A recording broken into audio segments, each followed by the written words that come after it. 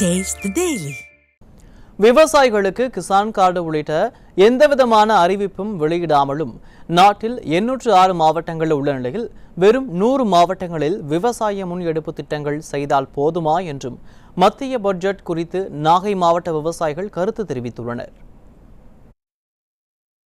India முழுவதுமே விவசாயம் பல்வேறு வகையில பாதிக்கப்பட்டிருக்கு.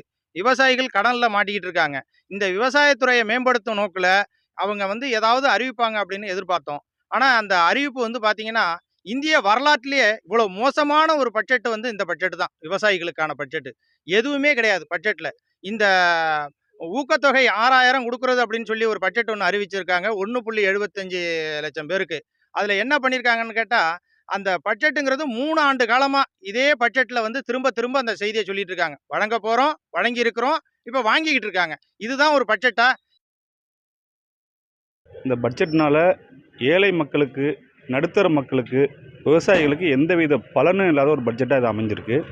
விவசாயிகளுடைய நீண்ட நாள் எதிர்பார்ப்பான விவசாய கடன் தள்ளுபடி, பிஎம் கிசான் தொகையை 2 மடங்காக உயர்த்தி கொடுக்கறது போன்ற திட்டங்களை பற்றி எந்தவித ஒரு அறிவிப்புமே கிடையாது.